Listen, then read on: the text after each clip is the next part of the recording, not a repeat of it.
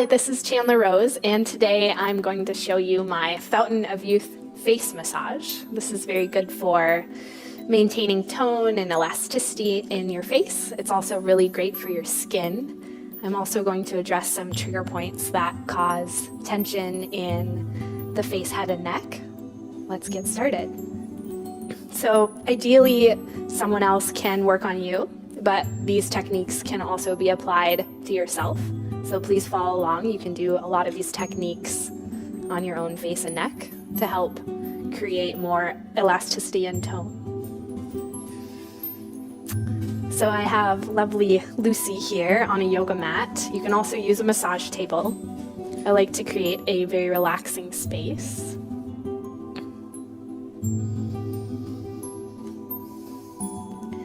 So the reason why I felt it was important to do a video for the Fountain of Youth is that when I do massages, a lot of times my clients will say that they feel and look younger after the massage is over. And to me that makes sense, of course, because when you've had an hour or more of relaxation time, it's kind of like taking a nap and getting some rest. But there are so many other things going on when you're getting a massage. For instance, massage really helps with collagen production. It also helps with repairing the skin and muscle structures. So anytime you see a disturbance in the skin or you feel a disturbance in the muscles, aches or pains, massage actually goes in and mechanically helps repair these cells. So the intention is to use massage to nourish the skin and the structures beneath it. And the benefit is that your muscles get this work, this stretch, this sort of toning, and you don't have to do anything while you're getting this treatment, unless you're working on yourself. And in that case, it's also beneficial for the structures that you're working on.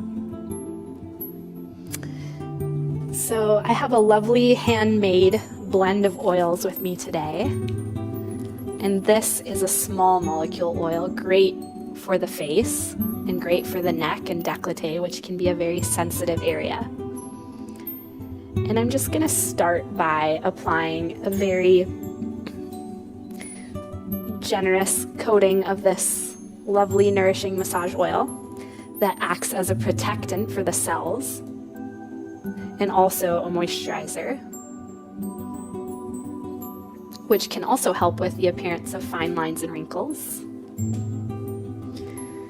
So when I learned face massage, I learned that it's important to work up. You really want to bring blood up and work against gravity, pulling us down. And so a lot of these techniques, you're going to see my hands or fingers raking upwards towards the face, where you're bringing all this new circulation.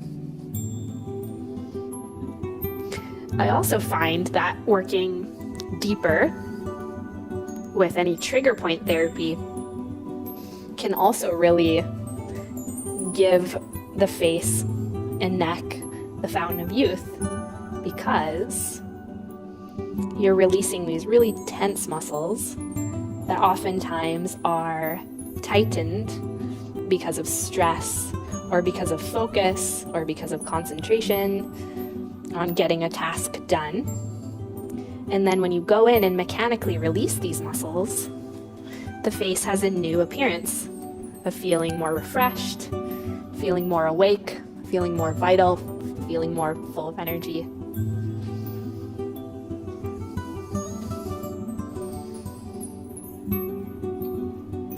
So now I am going to hold some occipital points in the back of the neck. The occipital points are just above the base of the neck and just below the hairline or at the hairline on the back of the head. Again, the benefits of this type of work, this tractioning, really helps to improve blood circulation, It lifts the metabolic rate, increases your metabolism. It also increases the production of certain hormones that help to repair injuries and regenerate tissue.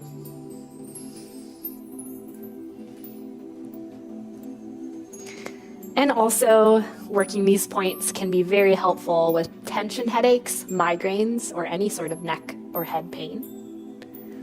Now, with a trigger point, what makes it a trigger point is that when you push on it, that point often refers to an area around where the point is being accessed, or it will send a sensation to a different place, a triggered place. So when you think of trigger points, think of a traveling sensation.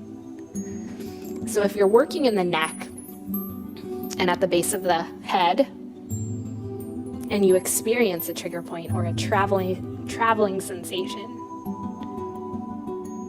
once it's being accessed or touched or pushed on, that is a good indication that that is a very tight muscle, and that message you're receiving is telling you that other muscles are involved. So that's very good.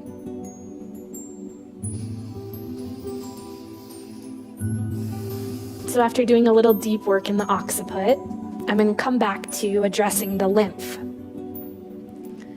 So anytime you get a facial from an esthetician or a certified skin therapist, they're probably going to talk about the lymph. And anytime you do lymph work, you still really want to go towards the top of the head. And lymph work traditionally is very light in its pressure, because the lymph sits as this almost superstitial fluid above the musculature, and it also involves our lymph nodes. So doing lymph work in the neck helps improve circulation. It also helps improve tone, and it helps our body process anything that you could be fighting or taking in. A lot of times if I feel a little cold coming on or a little something going on, maybe it's just neck tension or head pain. A lot of times when I feel any sort of neck pain or my immune system fighting, I will do neck and face massage to help increase circulation in that area. It also will help your lymph process out anything that it could be fighting.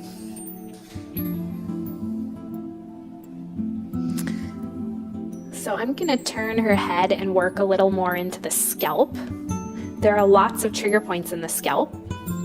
And again, this will go back to our idea of massage being the fountain of youth for the face. Because when you have these really deep scalp muscles working all the time, and you don't even really know it usually, and then you go in and you massage these muscles, it's like a facelift. Your scalp feels better, your hair feels different, your ears maybe are in a slightly different place, you hear differently. Having a lot of good circulation in the scalp, in the face, will in turn allow your muscles to feel more relaxed. There's this new kind of circulating energy that isn't just thinking or stressing. Working on the scalp, I really notice in clients it helps them to drift and dream. Sometimes you'll even have people fall asleep. It's just one of those practices that is deeply relaxing for people. So if you can give someone 10 to 20 minutes of scalp, face, and neck massage, take a before and after picture and see which one looks younger. I think we should start doing this. So what I'm doing now is I'm taking my fingers and I'm kind of making them real flat around the ear, and I'm pushing down at probably a medium pressure. Is that too much pressure for you? Okay. So I do find that typically people like a good amount of pressure in their scalp. And you're getting these muscles around the temples. You're getting ocularis and temporalis, the muscles around the ears. And you're also getting that sound of what it sounds like to have your hair massaged around your ears, which is also very relaxing and allows you or your person to drift. I say you because I do a lot of these techniques on myself, and after you practice these techniques for a while, you can really get relaxed even working on yourself. Even the sensation and sounds of working around the ears can be so relaxing. So I have Lucy again at center, and you can always come back to just cradling the head, and this doesn't have to be a super strong posture, but just holding your person's head will allow you to know if their neck is super relaxed or their head is super relaxed, because if they're helping you at all and they're holding their head up, that's not where you want them to be. You want them to be effortless. You want this massage, especially a massage that's creating more circulation and youth in the face, to feel very effortless, to feel like a break for them. So I'm just kind of rotating her neck to see what's there, and she seems to have a very healthy spine. And I'm going to work a few points in the face to continue to encourage some of the things we've been talking about, which is promoting lymph movement, increasing collagen production, increasing that sort of elasticity or bounce back in the skin. And I'm coming into her third eye area with my thumbs stacked, and then you can drag your thumbs down towards where the hair starts. And then I want you to take each of your thumbs on either side of the brow and then pull out, tractioning towards the temples.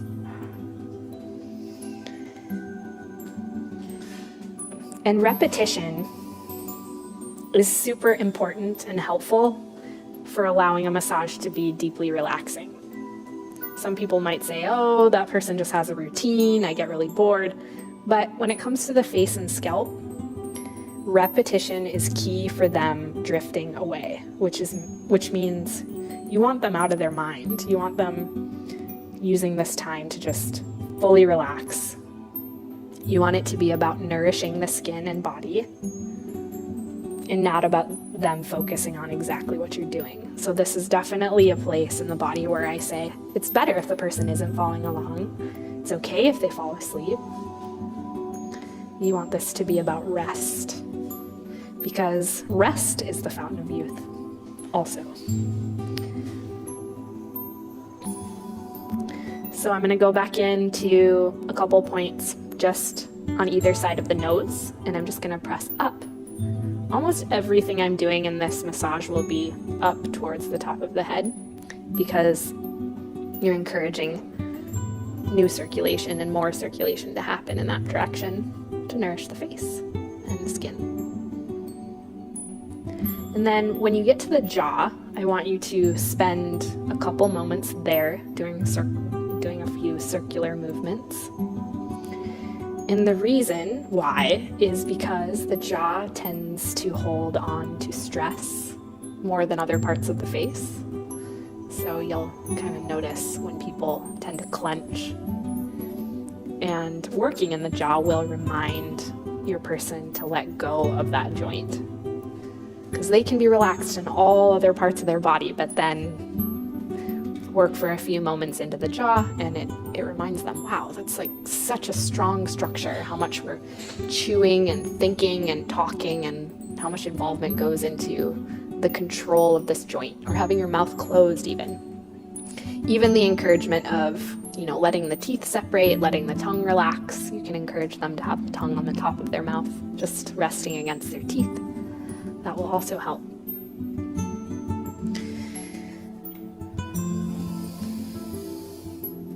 And I'm going to go back to our lymph again and just encourage some more circulation up towards the ear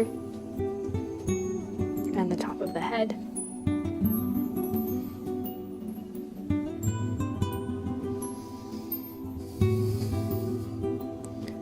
A little on each side goes a long way.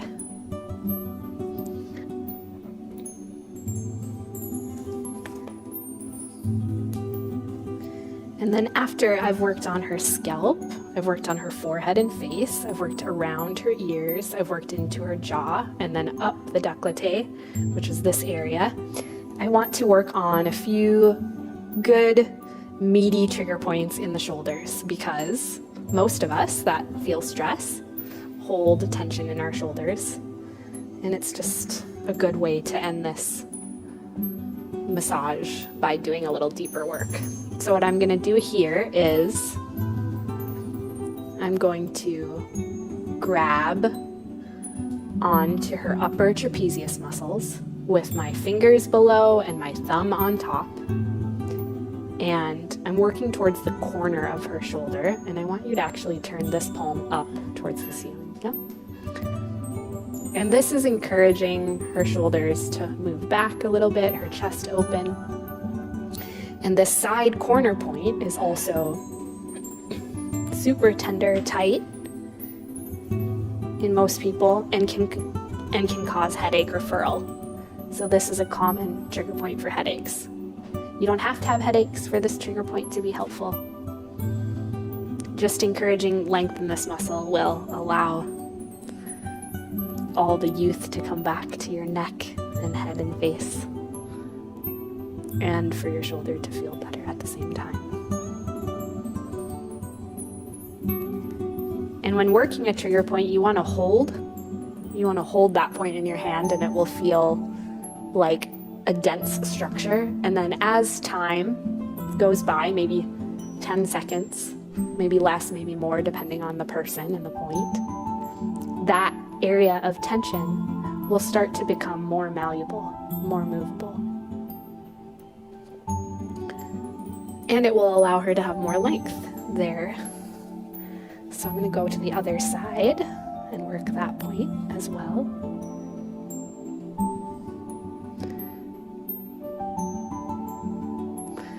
Good job putting your palm out.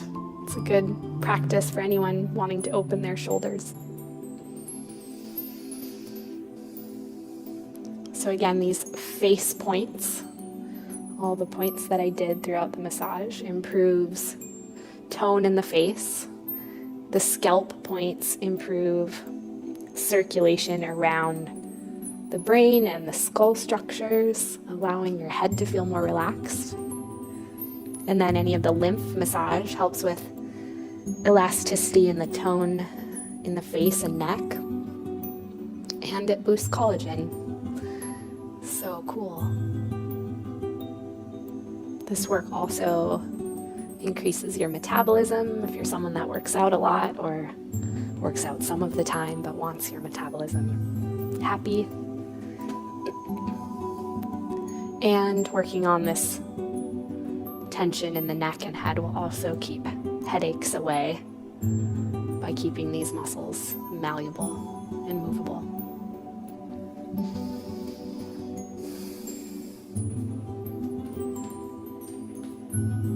So I'm going to close this massage by doing a few more points in the face.